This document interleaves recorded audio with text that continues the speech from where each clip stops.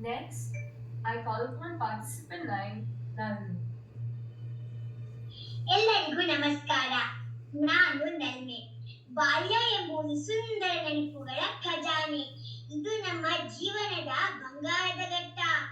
ನನ್ನ ಬಾಲ್ಯ ತುಂಬಾ ಚೆನ್ನಾಗಿತ್ತು ಹಾಗೂ ಈಗಲೂ ತುಂಬಾ ಚೆನ್ನಾಗಿದೆ.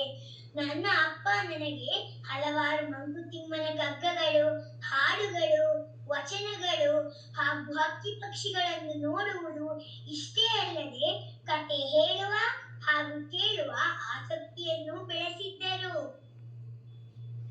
ನಾನು ಅದರಿಂದ ಕೇಳಿನೊಂದು ಪದ್ಯ ಎಂಬ ಆಪ್ನಲ್ಲಿ ರಾತ್ರಿ ಹೊತ್ತು ಮಲಗುವಾಗ ಕತೆ ಕೇಳುತ್ತಿದ್ದೆ. ನಾನು ಆಮೇಲೆ ಕತೆ ಹೇಳುವ ಸ್ಪರ್ಧೆಗೂ ಹೋಗಿದ್ದೆ. ನನಗೆ 3 ವರ್ಷ ಆದ್ಮೇಲೆ ಅಪ್ಪ ಅಮ್ಮ ನನ್ನ ಶಾಲೆಗೆ ಸೇರಿಸಿದ್ರು. ನಾನು ಶಾಲೆ ಕಾಂಪೌಂಡ್ ಬರೋದಕ್ಕೆ ತುಂಬಾ ಅಳ್ತಿದ್ದೆ. ಆದ್ರೆ ಒಂದ್ಸರಿ ಕಾಂಪೌಂಡ್ ಒಳಗಡೆ ಹೋದ್ಮೇಲೆ ಫುಲ್ ಖುಷಿ. ಅಲ್ಲಿ ನಮ್ಮ ಮಿಸ್ಗಳು ಹೇಗಿರ್ತಿದ್ರು ಅಂದ್ರೆ ಹಾಡಿದೆಯಲ್ಲ ಹಂಗೆ ಬಹಳ ಒಳ್ಳೆ ನಮ್ಮ ಮಿಸ್ಸು ಏನ್ ಕೇಳಿದ್ರು ಎಸ್ ಎಸ್. ಈಗಲೂ ಅಷ್ಟೇ ನಾನು ಎಸ್ ಎಲ್ ಲಿಂಗಪ್ಪ ಅನ್ನೋ ಶಾಲೆಯಲ್ಲಿ ಓದ್ತಾ ಇದ್ದೀನಿ.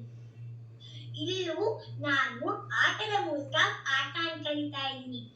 ಬಾಲ್ಯ ಅಂದ್ರೆ ಬರೀ 4 ಗೋಡೆಗಳ ಮಧ್ಯ ಕಲಿಯೋದು ಅಲ್ಲ. ನಾವು ನಮ್ಮ ಸುತ್ತಮುತ್ತ ಇರುವ ಪರಿಸರಗಳೆಲ್ಲ ನೋಡ್ಕೊಂಡು ಅದರೊಳಗಿರೋ ಮಣ್ಣು, ಗಿಡ, ಮರ, ಪಕ್ಷಿ, ಪ್ರಾಣಿ ಅವನ್ನೆಲ್ಲದನ್ನು ನೋಡ್ಕೊಂಡು ಅದ್ರ ಬಗ್ಗೆ ನಾನು ಹೆಚ್ಚೆಚ್ಚು ತಿಳ್ಕೊಂಡ್ರೆ ನಮ್ಮ ಬಾಲ್ಯ ಇನ್ನೂ ಚೆನ್ನಾಗಾಗತ್ತೆ ಅಂತ ಹೇಳ್ಬೋದು. ನನಗೆ ಒಳ್ಳೆ ರುಚಿಕರವಾದ ತಿಂಡಿ ತಿನಿಸುಗಳನ್ನು ತಿನ್ನಲು ಹಾಗೂ ಚೆನ್ನಾಗಿ ಮದುವೆ ಮನೆಗಳಿಗೆಲ್ಲ ಮೇಕಪ್ ಮಾಡ್ಕೊಂಡು ಹೋಗೋದು ಅಂದ್ರೆ ತುಂಬಾ ಇಷ್ಟ. ಧನ್ಯವಾದ. Wow, Nalini.